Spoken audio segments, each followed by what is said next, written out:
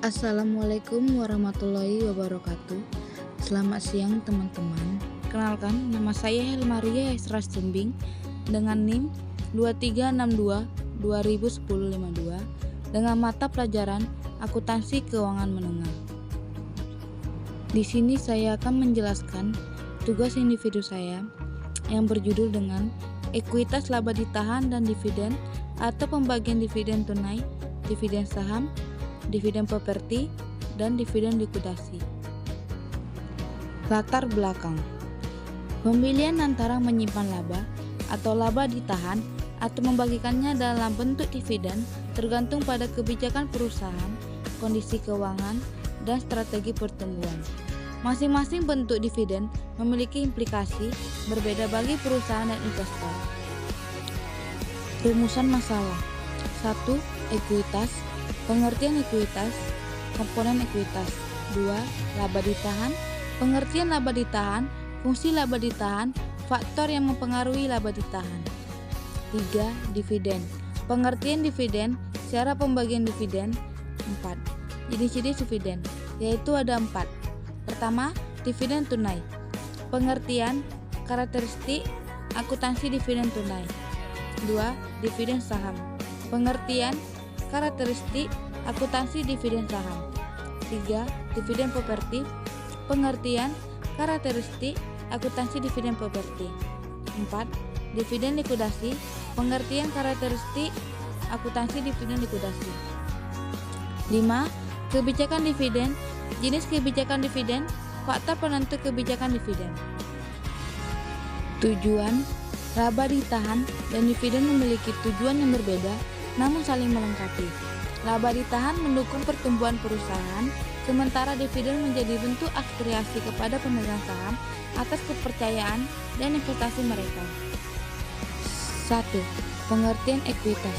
Ekuitas adalah hak residual memilih atas aset perusahaan setelah dikurangi dengan semua kewajiban. Dalam laporan posisi keuangan, ekuitas biasanya terdiri dari modal saham, yaitu WIGO atau disaigo saham, tambahan modalisator.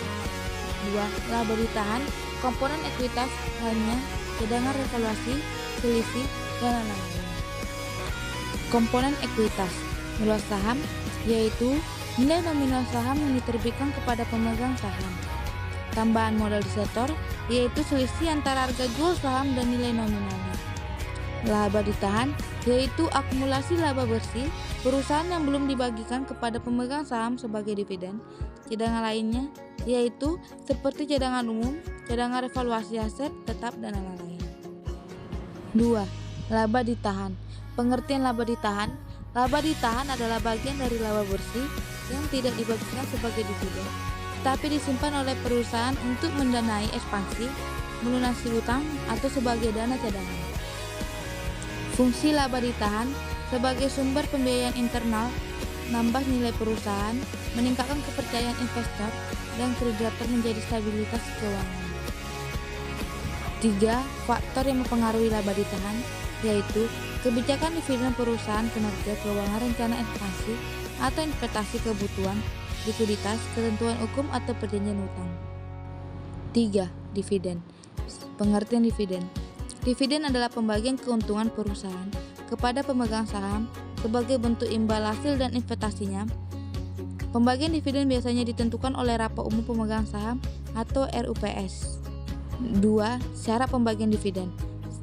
Perusahaan memiliki laba ditahan yang cukup, tidak melanggar perjanjian utang atau hukum, telah dialokasikan cadangan wajib sesuai ketentuan hukum. 4.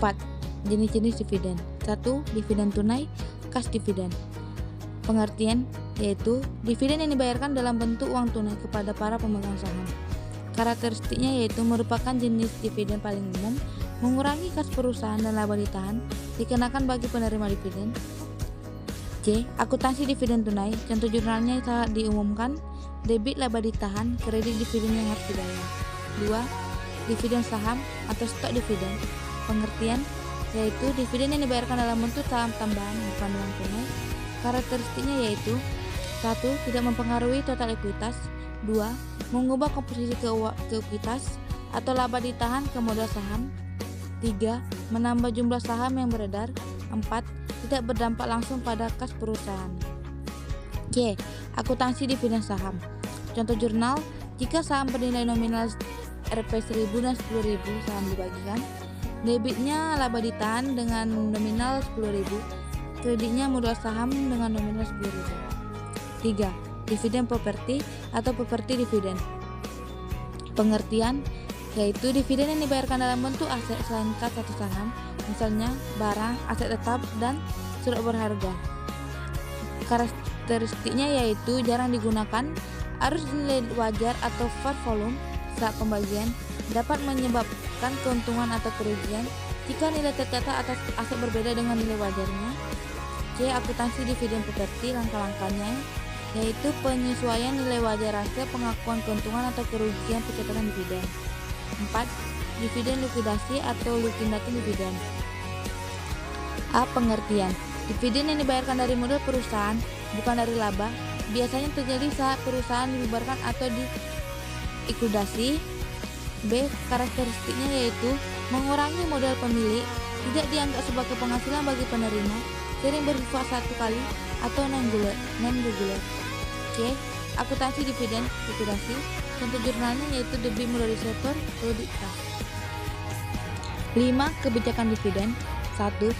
Jenis kebijakan dividen. Dividen stabil yaitu pembayaran dividen tetap atau meningkatkan secara konsisten. 2.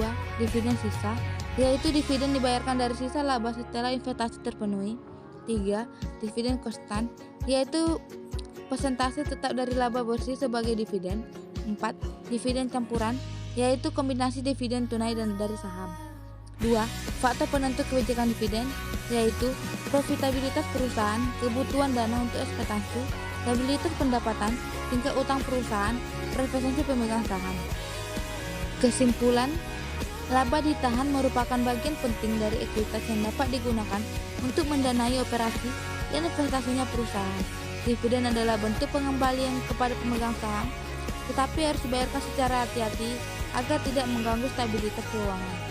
Jenis-jenis dividen memiliki dampak berbeda terhadap laporan keuangan, kas, dan struktur keekuitas perusahaan. Audio Jungle.